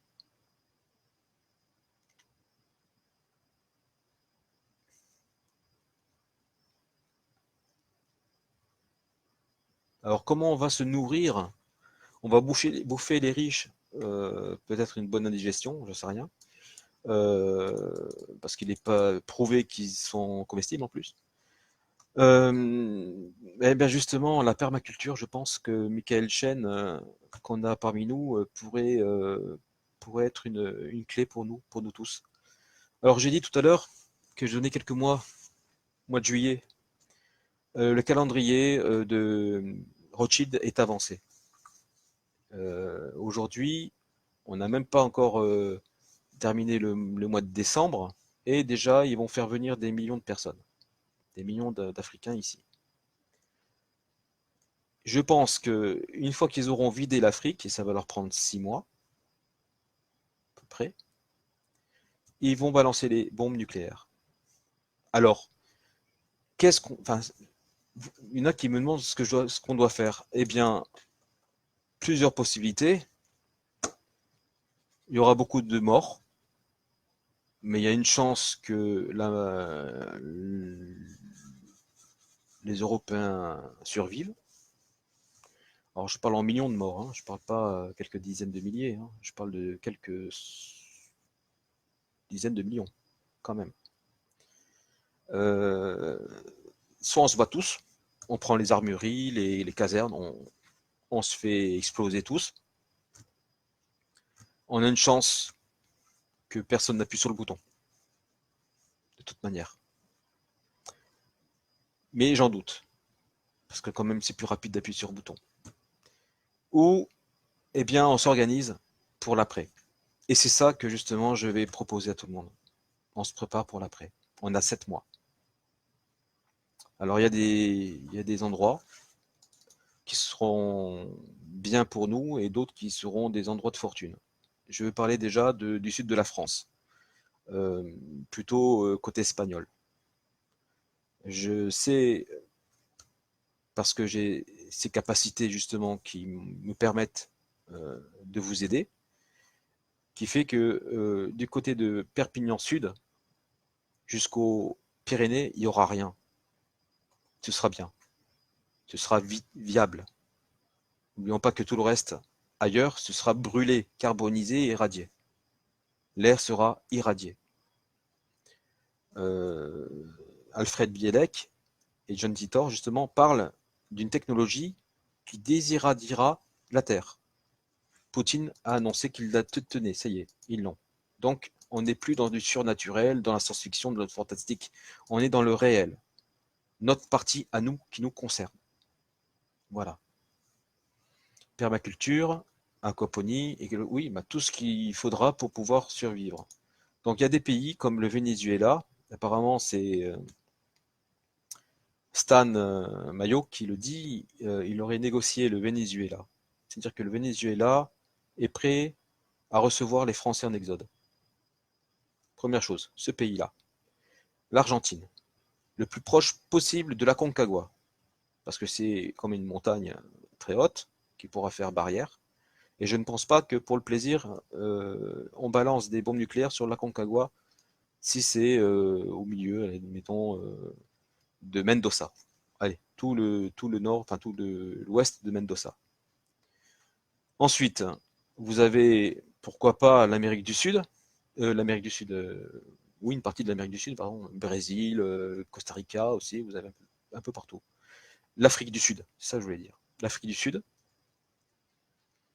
Euh, on parle de la Hongrie, oui et non, parce que les bombes nucléaires ne feront pas de distinction, hein. Donc l'Europe, moi je fuirais l'Europe comme la peste, parce qu'on ne sait jamais s'il y a des allers-retours d'ogives. Les seuls qui ont un bouclier anti-missile, hein, ce sont les Chinois, bah maintenant les Syriens, ça c'est l'ironie, euh, la Russie et les Américains. Voilà. Peut-être les Canadiens, mais ça m'étonnerait. Donc, non, je pense pas que les Canadiens. Il nous reste très peu de possibilités. Ceux qui ont les moyens de partir au Venezuela, qu'ils partent. En Argentine, partez. Euh, Moi, je déconseillerais le Brésil, même si on gagne mieux dans tout le sud de l'Amérique. C'est là où on gagne le plus, au niveau argent. Évitez parce que c'est pourri, hein. C'est un lieu vraiment pourri. Euh, voilà, pour la suite, hein, je veux dire, hein, attention, on s'amuse bien, etc. Mais il faut faire attention là-bas. Ensuite, vous avez l'Afrique du Sud. Apparemment, c'est très joli. On parle d'un paradis, je connais pas. Et pour ceux qui n'ont pas les moyens, comme la plupart des Français, parce que ben, les tout sont en train de prendre tout l'argent, eh bien, non, l'Afrique du Sud n'est pas vidée et malheureusement, pas pour l'instant, mais dans 6 mois, elle sera vidée, hein. Ce qu'il y a, c'est que ceux qui n'ont pas les moyens, partez jusqu'à Montpellier, partez plus bas, plutôt espagnol, fuyez le côté italien, des choses comme ça, parce que Israël va savoir si bon, déjà qu'ils utilisent ARP sur l'Italie, admettons qu'ils veuillent en plus une bombe par-ci, une bombe par-là, on ne sait jamais. Donc plutôt côté espagnol, Portugal, voilà, le Portugal aussi. Sympa le Portugal pour y aller là-bas. Il n'y a pas de parabombe nucléaire. Non, non, non, non, il n'y a pas de parabombe. YouTube, c'est beaucoup pollué, oui. Faudrait que tu fasses une chaîne YouTube, Philippe. Ah, ouf, il y a beaucoup de révélations. Donc faut que tu lances l'alerte en vidéo. Ouais, c'est clair. Oui. Alors il faudra m'aider parce que je suis pas très expert en communication, en technologie limite. J'ai tardé, hein, à mettre ce live parce que je savais pas comment faire pour la caméra. Tout était paramétré avec Chrome, donc c'était un peu chaud. Je vous laisse. Ok, Tara, à bientôt. Ok, ça marche. Bonne soirée et bon travail pour demain. Pour ce direct et ravi d'avoir fait ta connaissance pareillement. Merci beaucoup. Pareillement pour toi. Ouais, non, il n'y a pas de cauchemar à faire là. Non, mais bon, voilà. Ça va mieux aujourd'hui, on va dire. Hier, quand j'ai découvert tout ça, j'avais pas, pas le moral non plus, hein. Je suis comme vous, hein. Donc, en plus de l'actualité avec Macron qui nous met tout dans les talons, faut les inventer, les parabombes. Bah oui, bah, il y en a qui l'ont inventé, mais que pour eux, pas pour tout le monde. Donc, John Titor était un personnage qui n'est pas resté longtemps. Il est resté 1 an et demi seulement. 1 an et demi sur des réseaux sociaux.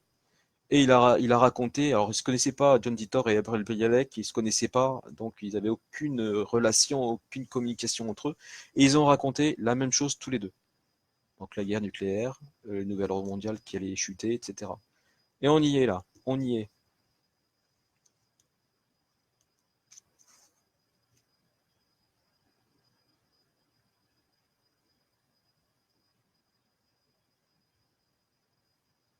Merci Nicolas, c'est gentil. Très bien. Voilà. Je pense que pour aujourd'hui, ce live, bon, ce premier live, hein, est un peu décousu parce qu'on a répondu à certaines questions d'actualité, des interrogations qui titillent un peu tout le monde. On pourrait faire ceci pour avoir des... Bonne soirée, merci pour cette bonne nouvelle. De rien, Moni. Tu me connais maintenant. Oui. Euh, ouais, à chaque fois que j'appelle quelqu'un, c'est une catastrophe. Je donne une nouvelle en général et c'est vrai que ça fait pas plaisir. Mais en même temps, si je les dis pas, on s'y attend pas et voilà. Je fasse une vidéo avec Rachel Fortin. Tu m'en as déjà parlé, hein, ouais. Pour dénicher plus d'infos, car elle ne fait plus grand-chose actuellement. On verra, je sais pas trop. Ben de rien, Françoise, je t'en prie. François, Moni, ouais. Ah, et oui, depuis le temps que tu me dis que tu le lis, que tu le relis, je pensais que tu le connaissais par cœur déjà. 300 pages. Non, c'est rien pour toi. Ben merci beaucoup, Richard, c'est gentil. Et je vous dis, ben, pas tous les soirs déjà, je pourrais pas. Mais là, aujourd'hui, je commence pour plus m'arrêter parce que on n'a plus le temps. On n'a plus le temps. Chaque personne qui viendra, qu'elle me croit ou qu'elle ne me croit pas, eh bien, ce sera toujours une personne qui aura écouté. Dans l'hypothèse ou potentiellement où elle aurait adhéré, parce que c'est à ce moment-là que c'est efficace ou pas ce qu'on fait, ce qu'on dit. Il faut vraiment que tout le monde puisse prendre conscience dans quel merdier on se trouve aujourd'hui et dans lequel on sera demain. Donc aujourd'hui, on n'a pas trop à se plaindre. On n'est pas encore submergé, il n'y a pas eu d'invasion encore. On est embêté parce que les Wahhabites sont en train d'installer l'état d'urgence et la charia. Donc la charia, ben, c'est simple, comme on est tous des mécréants, ils peuvent venir nous assassiner chez nous et violer nos femmes et nos enfants. Donc il faut être conscient de ça. Ensuite, le mieux que je dirais, c'est l'exode maintenant, parce que de toute manière, ils vont arriver en masse. Et lorsqu'ils auront fermé les frontières, on pourra même plus s'échapper de France. Donc, soit on se regroupe dans une forme de communauté pour se défendre après les bombes. Donc déjà, une forme de lutte interne pour pouvoir rester en survie. Ensuite, il faudra qu'on puisse savoir comment manger. Et ça, il faut des personnes qui savent ben, cultiver. Euh, et c'est pas simple. Il faudra des personnes pour sécuriser la population, la communauté, parce que dans les récits d'Alfred Bielek et de John Titor, justement, ils parlent des cités. Donc il y aura des cités et il y aura des petits villages indépendants. Donc ces villages indépendants, je pense que ça va être nous. Eh oui, on ne sera pas dans les cités. On sera des petits groupes indépendants qui survivent et qui se protègent. Voilà. C'est ce que je vous disais, il faut lire les récits. Si je vous donne des noms, c'est pas pour rien. C'est très important pour la suite.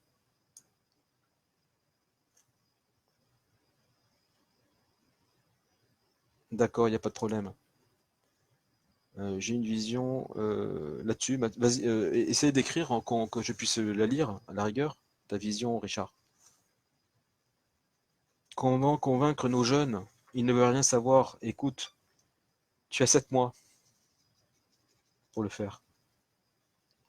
Personnellement, avec l'expérience qu'on a eue ces 2 dernières années, je pense pas qu'on puisse y arriver. Quelques-uns, oui. Quelques-uns, il y en aura besoin, en plus. Le truc, c'est que il faut accepter le fait qu'on puisse pas sauver tout le monde. Voilà. C'est ce que j'ai réalisé il y a quelques jours. Parce que vous me connaissez, je voulais sauver tout le monde. Et depuis l'acte 2, j'ai un peu déprimé. L'acte 3 est passé. À l'acte 4, déjà, à l'acte 4, je voulais même pas qu'il y ait d'acte 4, parce qu'il y avait trop de morts. Et on sait qu'il faisait des rites sataniques, rituels sataniques, etc. Et il fallait que ça s'arrête. C'est pas la bonne méthode. Le fort est bien gardé et ils vont plus le lâcher, le fort. Donc ça sert à rien de s'acharner. Parce que maintenant, il faut regarder ailleurs. Et ailleurs, c'est de l'autre côté de la Méditerranée.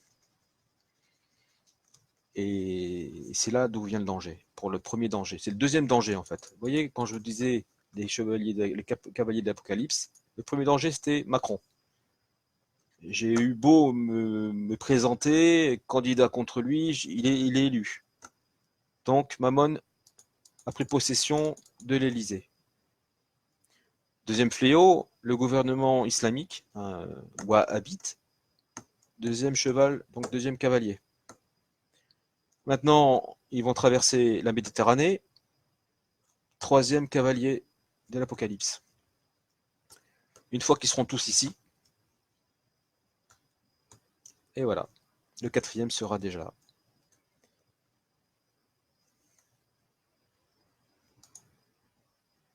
Ben oui, maintenant ça va continuer.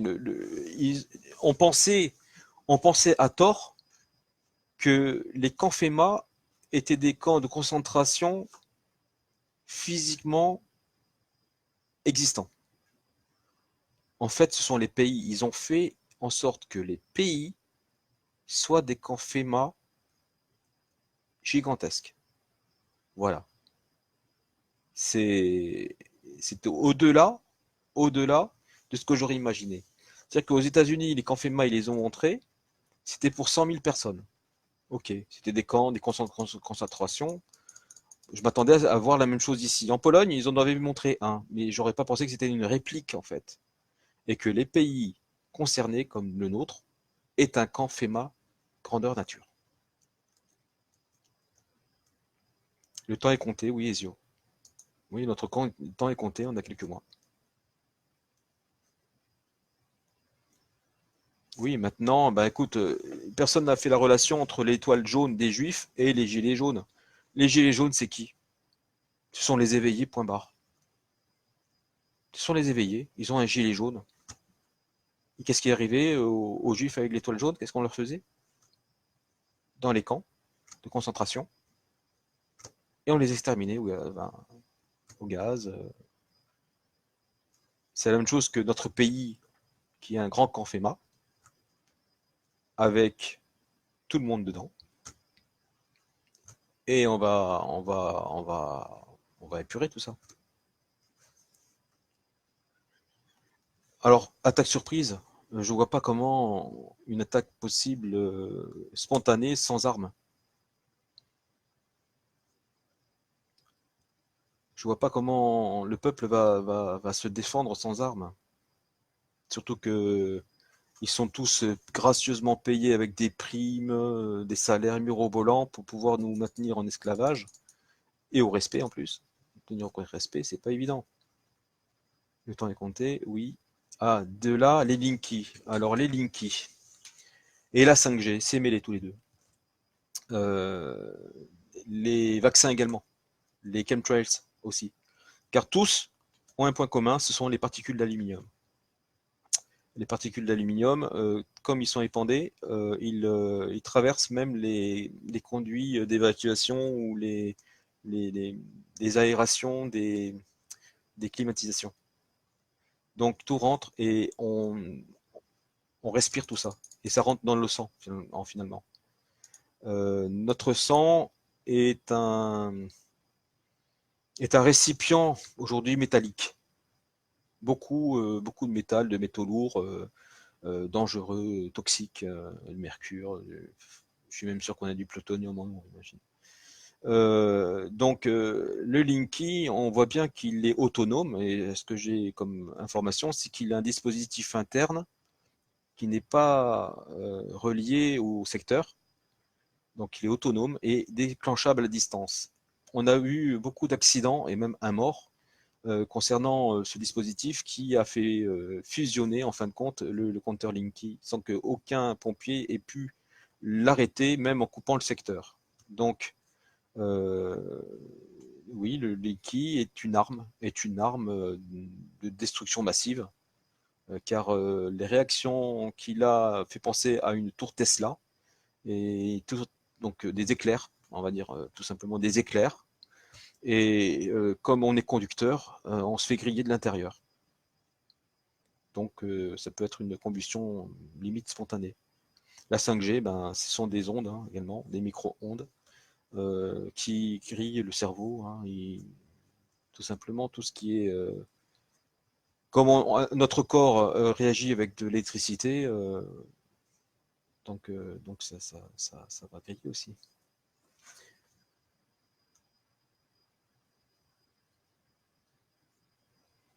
Alors voilà, les Gilets jaunes faire une attaque à l'Elysée dans la manière où ils sont pacifistes, qui sont là comme des punching balls à se prendre des balles en plastique super dures dans la tête, dans le ventre, dans les mains. C'est plus une attaque, hein, c'est l'abattoir. Donc non, ils peuvent pas faire ça tous les samedis parce que moi je les engueulerai, je les frapperai pour pas qu'ils y aillent, c'est clair. Par contre, si à les 2,5 millions, ils vont prendre des armureries, ils vont prendre ce qu'il faut pour pouvoir se défendre, ce sera à armes égales. C'est plus la même chose qu'en 1789 où on avait des fourches, d'autre côté il y avait des fusils. Ce serait deux camps qui auraient donc des fusils. À ce moment-là, tout est jouable. Tout est jouable. Seulement, il y a quand même l'OTAN. Il y a quand même l'OTAN. Et l'OTAN, ça peut nous envoyer du lourd aussi.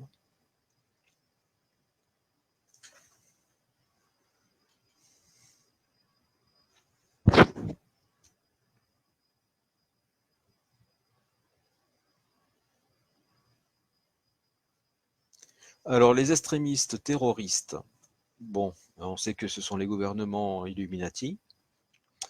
Nostradamus, il est mort. Il y a des choses qui ont été quand même modifiées dans le temps, mais il y a des choses qui restent. Donc Nostradamus ne s'est pas trompé dans les grandes lignes, je suis d'accord, mais je pense que, étant donné que Poutine, il a la machine à voyager dans le temps, je pense qu'il a déjà corrigé, rectifié certaines choses dans notre présent. Mais il ne changera pas le fait que quelqu'un appuie sur le bouton. Le Linky agit comme un micro-ondes sur l'installation électrique de notre maison. Merci Ezio pour la précision, c'est gentil. Poutine et Trump ne vont pas réagir devant une attaque de la France extérieure. Si, normalement ils ne devraient pas. Mais en même temps, moi je me mets à la place des Russes. Les Wahhabites sont quand même dangereux. Et ce serait bien de les éradiquer aussi. Hein. Donc, si les bombes, déjà, elles ont rayé la France, l'Europe, il restera déjà pas beaucoup d'Européens. On est d'accord. Et donc, pour être sûr que les 486 millions de personnes qui arrivent, plus les Européens, mais gangrénés par les Wahhabites, ne subsistent pas, moi je balancerai des bombes. Hein. Je chercherai pas à comprendre.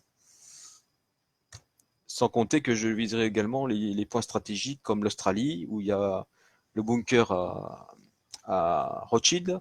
Il y a un gros bunker en Argentine, dans justement la Concagua, au sud. Sans compter que tout ce qui est terre de feu, pas terre de feu, Ushuaïa est israélien, personne ne le sait, mais aujourd'hui on sait tous que c'est israélien. L'Argentine est sous la coupe anglaise, et oui, les Argentins viennent d'apprendre que leur pays était conduit par les Anglais.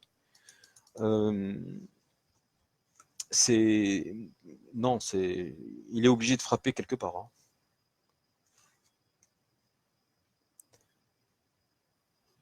Ben oui, ils ont des armes pour tuer à distance. Des missiles, des drones, des satellites.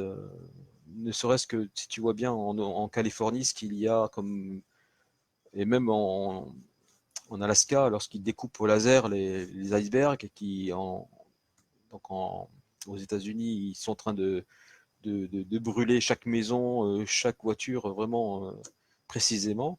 Ils ont des armes, oui, ils ont des armes pour les tuer. Alors les baïonnettes, tu prends une machette, c'est peut-être plus simple, hein. L'eurogène fort, oui, l'eurogène fort. L'eurogène fort, ce sont des mercenaires serbo-croates, ukrainiens, romains, pardon, qui n'ont pas d'attache en Europe, enfin chez nous. C'est comme ça qu'ils arrivent à attaquer les peuples sans remords. Par exemple, la Grèce, les Grecs se sont fait mater. Plus que nous, là, ils ont été sympas avec nous, hein, je trouve. Là-bas, ils sont allés fortement, apparemment, il y a eu des morts, beaucoup de morts, beaucoup plus que chez nous, hein. Ce sont des CRS européens, ce ne sont pas des CRS, ce sont des mercenaires, je viens de dire. Poutine sait très bien que cette migration est pour attaquer son pays et à court. Tout à fait, ça fait partie d'une possibilité, on va dire. Ouais. Ils l'ont émise, hein, de dire on fait que venir 480 millions pour que toute l'Europe puisse être colonisée, du moins infantilisée, du moins, avec les enfants, comment on appelle ça là, euh, ensemencés plutôt, avec les musulmans, hein, il parlait des musulmans, contrôlés bien sûr par les wahhabites parce que ce sont les plus intelligents, plus civilisés, plus structurés, ils arrivent avec leur charia à faire ce qu'ils veulent. Et arriver jusqu'aux portes de la Russie où justement il y a les positions de l'OTAN. C'était un projet, oui. Mais ça ira pas jusque-là parce que Rothschild, comme je disais, il est déjà emmerdé. Sa seule porte de sortie, c'est le nouvel ordre mondial. Point barre. Bonne nuit, Richard. À bientôt.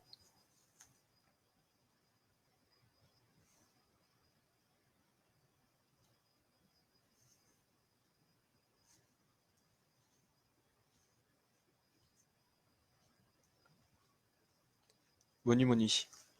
À bientôt aussi. Alors, j'espère que ce live, premier live, il a été un peu instructif. Décousu, hein, certes, j'en conviens. Nous ferons d'autres lives thématiques la prochaine fois. Là, déjà, je pense que d'ici un mois après que la Constitution aura été modifiée, on en refera un pour voir un peu ce que vous en pensez, même maintenant, pourquoi pas, individuellement. Savoir ce que vous pensez de ce que je viens de dire.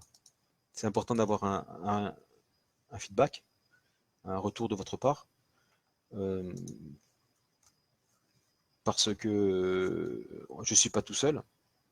Si je fais des lives, c'est pour que on puisse s'en tirer au maximum, tous, hein, qu'un maximum de Français puissent s'en sortir. Pas que Français, hein, ceux qui sont gentils. Donc les Wahhabites peuvent rester où ils sont, mais les musulmans, il y a des musulmans qui sont sympas. Parce qu'il y a le wahhabisme et l'islam, c'est deux choses différentes. Voilà. Merci François, c'est gentil, c'est sympa. Tiens, je mets un like. Bonne nuit à tous. Ouais. Merci Jessica. Je vais couper alors. Ou alors je vous laisse 5 minutes pour me donner votre retour. Peut-être qu'il faudrait voir pour approfondir une question et après on arrêtera pour aujourd'hui.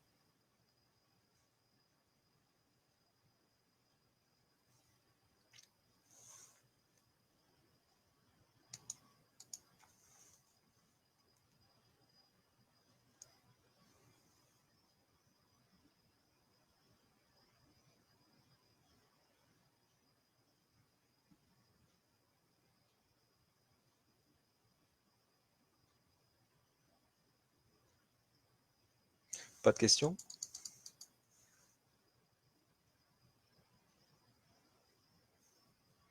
D'accord, Ezio. Je comprends. Mais c'est vrai que j'ai hésité à en faire parce que je suis assez réservé et je savais jamais à quel moment c'était le bon moment pour en faire un. Tu as raison.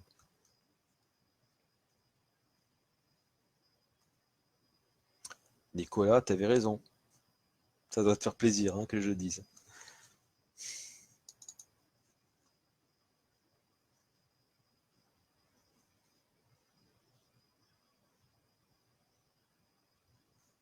Alors, pour ceux qui n'ont pas lu le livre et qui ne savent pas de quoi, comment il est, je vais expliquer un petit peu. Alors, c'est celui-ci.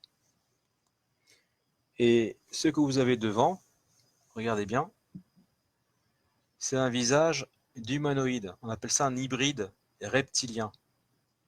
Alors, vous avez donc le visage. Alors, déjà, pour obtenir ça, il faut simplement deux billets de 1 $ que l'on superpose et on obtient le visage. Alors, vous avez donc le visage là. Donc, j'essaie de vous faire voir. Vous avez le visage, mais pas que. Vous avez aussi le corps des épaules, donc de là jusqu'à ici. Vous avez en fait un buste. Et vraisemblablement, ceci, attendez voir, ici, ceci est comme une cape. Vous voyez? Jusque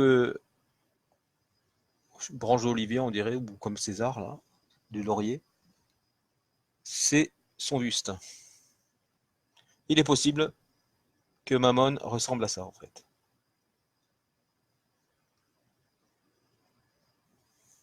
Voilà.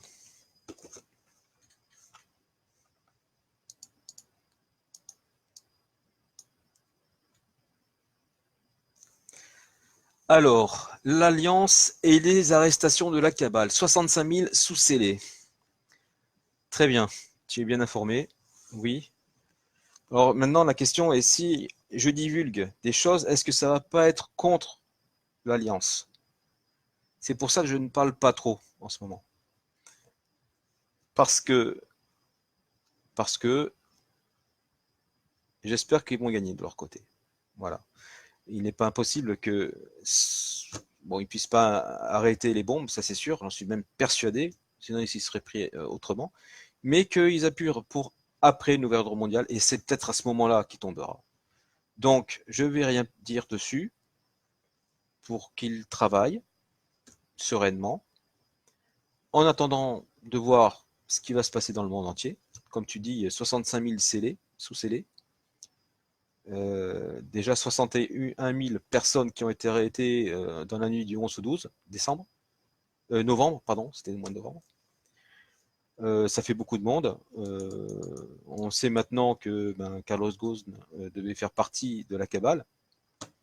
Euh, donc il y a des chances qu'on ait d'autres célébrités, hommes politiques, chanteurs, stars en fait compte du showbiz et autres, qui tombent pour pédophilie, pour détournement de fonds, pour corruption, pour n'importe quoi. Voilà, ça commence à bien tomber, mais ils sont tellement nombreux, 65 000, c'est une goutte d'eau, c'est rien. On parle de plusieurs millions hein, de personnes qui travaillent ensemble sur la Terre pour pouvoir nous contrôler, nous dominer.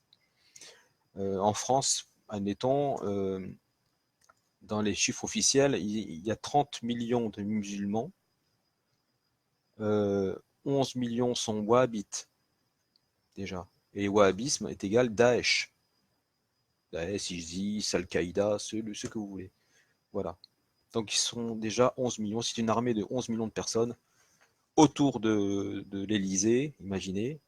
En cas de besoin, ils ne vont pas lâcher le trône de France comme ça. Il leur appartient. Ah oui, il leur appartient depuis 1975.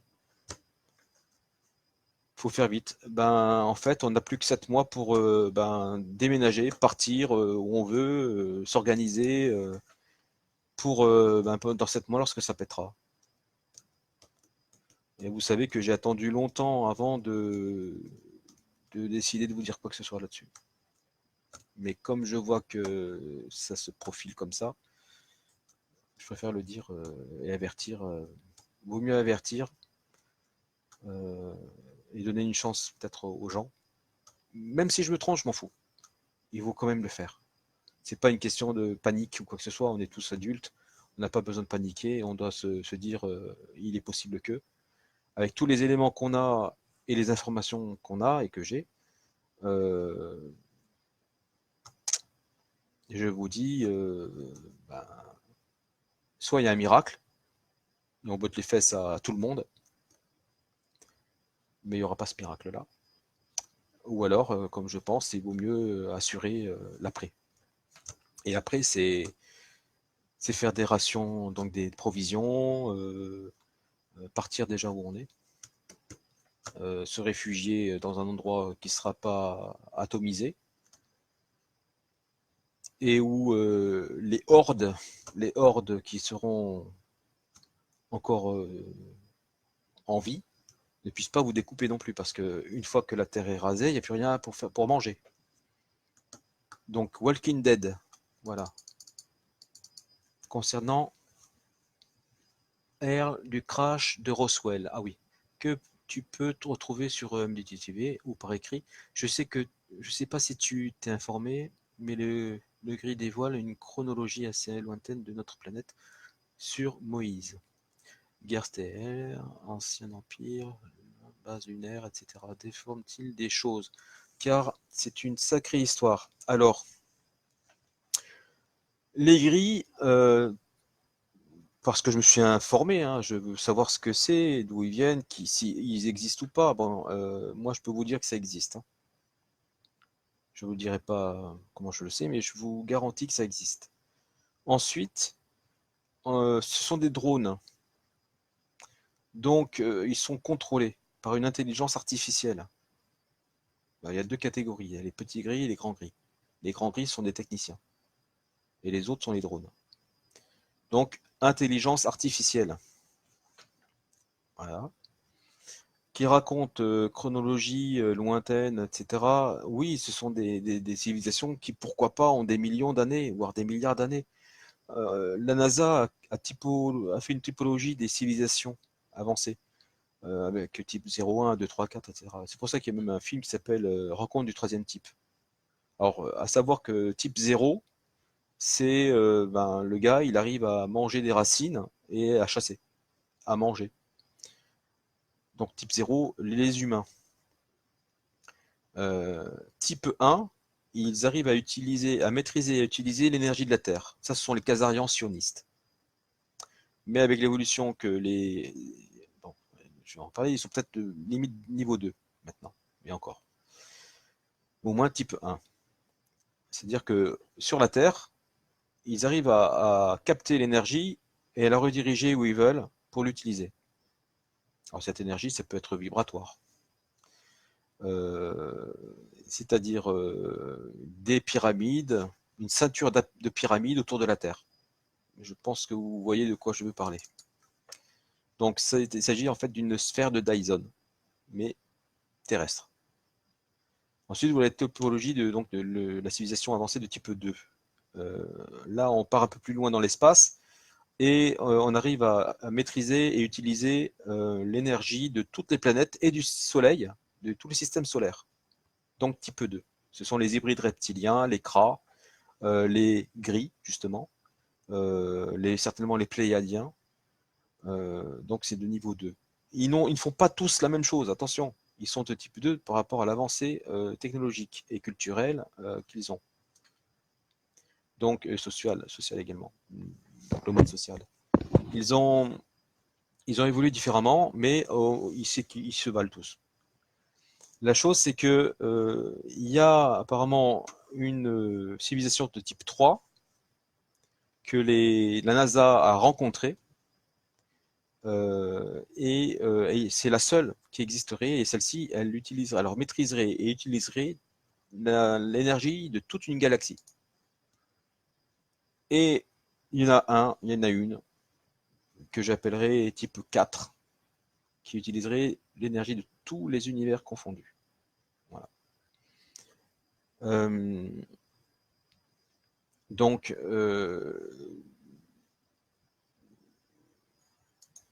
il y a quand même une histoire très longue pour chaque civilisation. Nous, on est tout neuf, donc type zéro. On a le temps de découvrir si on résiste à tout ça. Et les autres, oui, il y a des histoires lointaines, dans une autre galaxie lointaine. Hein, donc oui, il peut y avoir plusieurs choses. Si nous, on a des cycles de 25 960 ans, j'imagine que les autres, ils ont bien plus. Par exemple, les Anunnakis, qui sont eux également une type 2, qui donc sont les habitants de la planète Nibiru. Eux, ils vivent 144 000 fois 3600 ans. Calculer, attendez, j'ai pas la calculatrice. Quelqu'un peut me dire le montant là? J'ai pas la calculatrice. Si quelqu'un peut faire quelque chose d'interactif. Voilà. Donc 144 000 que multiplie 3600 ans. Ils vivent 518 400 000 ans. Ouf! Voilà. Une vie d'Anunnaki, c'est 518 millions d'années. On peut faire des allers-retours. Hein. Voilà.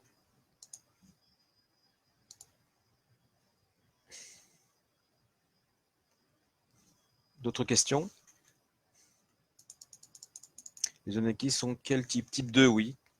Ok, Enki serait Anunnakis immortel Elohim. Alors, non, c'est compliqué.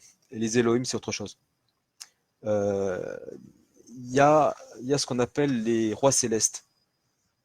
Même dans la Bible, ils sont 24 dans la Bible. À la fin de la Bible, dans l'Apocalypse, justement, ils disent qu'il y a 24 rois célestes. Et il y en a un qui est flamboyant, justement. Et lui, ce serait l'Éloa des Elohim. Donc, ce serait le représentant de tous les rois célestes auprès des hommes. Ou peut-être aussi le roi des rois, parce il est placé au centre des 24. Donc, les Elohim, ce sont des rois, mais l'Eloa des Elohim, il n'a pas de forme physique. Il est énergétique. Donc, c'est pas Enki. Enki, c'est un Anunnakis. Les Anunnakis sont très grands, par contre, ça, je peux vous le dire. On me dit qu'ils mesurent dans les 30 mètres de haut. Plus la planète est grande, et apparemment, tout s'adapte. Voilà.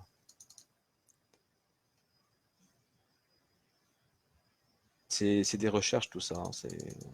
J'invente rien. Ce sont que des recherches. 38 ans de recherche. Une dernière question. Vous savez que vous avez le blog sur le site du livre pour toutes les vidéos. Vous avez des vidéos avec des interviews, des reportages, des vidéos d'amateurs aussi, des personnes qui par hasard ont filmé des objets volants non identifiés. Donc des vaisseaux spatiaux, qu'ils soient petits, grande taille également.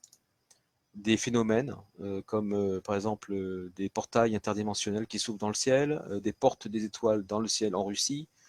Les sons qu'on entend un peu partout dans le monde, en fait, il s'agit de camions, je vous le dis, ce sont des camions de la NASA hein, qui font ça, et c'est dans le projet Bluebeam. Informez-vous sur certaines choses comme le projet Bluebeam de la NASA, justement, qui veut dire rayon bleu.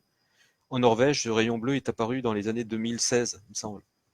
Donc, le projet Bluebeam atteint, c'est la sixième phase, qui est la divulgation justement de tout ce qui est autre civilisation, dont Trump va bientôt faire l'annonce. Poutine également, ils ont commencé. Euh, donc, c'est des affaires à suivre, tout ça.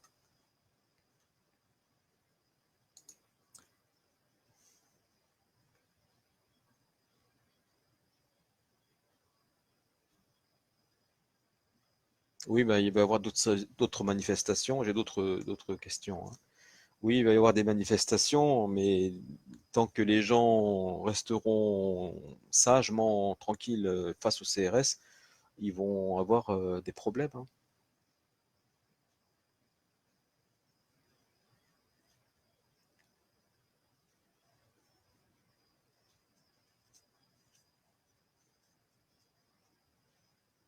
Alors, Pascalette, tu me poses une question, je n'ai pas le jour exact ni l'heure. C'est une période approximative, mais pas juste, je veux dire. C'est 6, 7 mois, quoi. Tu as bien vu qu'il a tout vendu précipitamment, et c'est pas pour rien. C'est que ben il a chaud aux fesses, hein, le petit Rothschild aussi, hein. Et tu vois bien que ils font pas dans la dentelle chez nous non plus. Et ils n'ont pas le temps de faire dans la dentelle justement. Leur temps est compté. Leur temps est compté et il faut qu'ils fassent le plan avant même que ben, le piège se referme sur eux. Voilà. Donc la guerre, quand est-ce qu'elle va commencer? Je dirais qu'elle a déjà commencé, mais quand est-ce que ben ils vont passer aux choses sérieuses? C'est dans 7 mois à peu près. Quand, comment? Bon ben voilà, je pense que ça va se terminer comme ça. Quand est-ce que je sors le tome 2? Tu sais, avec la résistance et tout ça, j'avais tout mis de côté. Je me suis présenté aux élections en mettant tout de côté. Parce que je jugeais que justement, mon peuple valait mieux que des écrits, valait mieux que tout ce que je pouvais mettre dans un livre. Donc je me suis lancé vraiment physiquement, émotionnellement, dans la survie de mon peuple. Le deuxième tome, j'ai écrit que 4 pages. En fait, j'ai écrit 4 pages du tome 2 et tome 3. Seulement, je pense que je vais me consacrer aussi à l'écriture parce que je pense qu'il faut quand même que je laisse, il faut quand même que je laisse des écrits au cas où. Voilà. Il faut qu'il y ait des témoignages qui soient laissés, un peu comme une capsule temporelle, du témoignage de ce qui s'est passé réellement, etc. Donc, je vais, je vais me remettre à l'écriture en espérant pouvoir en finir au moins un. C'est pas sûr. En 7 mois, je sais pas. Car après, pour l'écrit, ce sera occasionnellement au bout de quelques années si on arrive à survivre. Mais déjà, le tome 2 parle de mon expérience personnelle, de ce que j'ai vécu à bord des vaisseaux spatiaux, sur les autres planètes. J'en parlerai du moins. Euh, je vais laisser toute ma connaissance dans le tome 2 et tome 3. Le tome 3, c'est ce que nous sommes réellement, l'esprit, comment il arrive à évoluer dans ce monde en 3 dimensions, comment utiliser ses capacités. Ça va être en fait ça. Mais en priorité, ça va être mon expérience personnelle. Voilà. Les personnes qui n'ont jamais rien vu de leur vie d'extraordinaire diront que ça n'existe pas. J'aurais peut-être j'aurais même pas voulu être un mouton en fait. Je suis bien content d'avoir vu tout ce que j'ai vu. Ça m'a au moins ça fait rêver quoi. Il y a autre chose. Il y a autre chose de tout ça. Euh, il y a d'autres endroits, il y a d'autres civilisations vraiment très bien. Euh, on peut vivre sur une. Moi, je vais pas te dire maintenant. Il faut que je garde le suspense. Je garde le suspense. Voilà. Mais on n'est pas seul. On n'est pas seul. Ouf. On n'est pas seul du tout. Et on n'est rien du tout, hein. Même nos vaisseaux, nos avions, nos sous-marins, il y a des choses infiniment plus grandes, voilà, qui nous dépassent.